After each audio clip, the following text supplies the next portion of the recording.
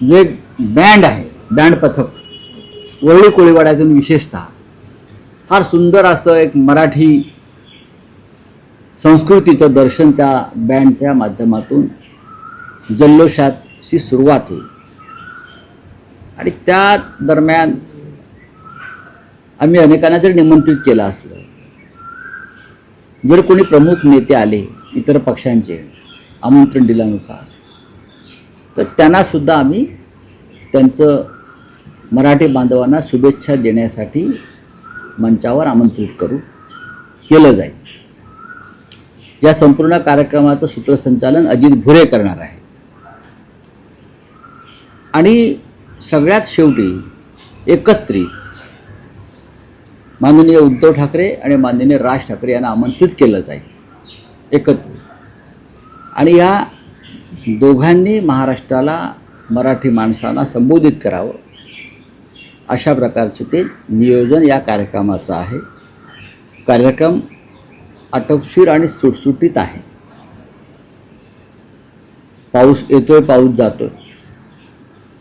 सभागृहाच्या बाहेर सुद्धा मोठ्या स्क्रीन लावून बाहेर जमलेल्या गर्दीला अगदी हाजी अलीच्या रस्त्यापर्यंत हा सोहळा पाहता यावा यासाठी सुद्धा व्यवस्था केलेली आहे.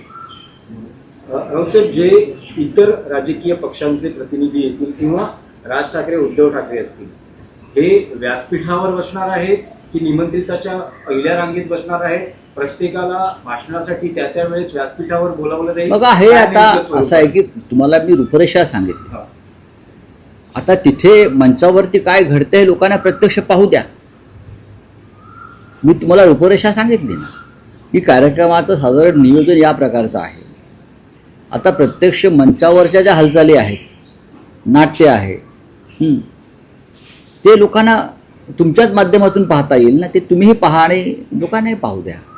पण एक रोमांचक सोहळा हा महाराष्ट्र अनुभवेल याच्याविषयी माझ्या मनात शंका नाही. मी रोमांचक हा शब्द वारंवार वापरतोय. हा सोहळा, या सोहळ्याचं नियोजन आणि आखणी ज्या पद्धतीने केलेली आहे, रोमांचक हा शब्दच त्याला योग्य आहे. कारण याआधी तुम्ही दोघांनाही एकत्र बघितलेलं होतं आणि आज जवळपास 20 वर्षांनी हा क्षण आला. त्यामुळे तुमच्या भावना कशा आहेत? आमच्या भावना अत्यंत म्हणजे आजचा दिवस यावा आमच्या सगळ्यांच्या जीवनामध्ये मराठी माणसाचा, यासाठी आम्ही सातत्याने प्रयत्न केला. आता मी घरातून निघताना माझी आई आणि माझी पत्नी म्हणाली, आज चांगला कोट घालून जा. लोक का? आज सण आहे म्हणे. आज उद्धव आणि राज हे एकत्र मंचावर येत आहेत. हे आपल्यासाठी, सगळ्यांसाठी आनंदाचा दिवस आहे.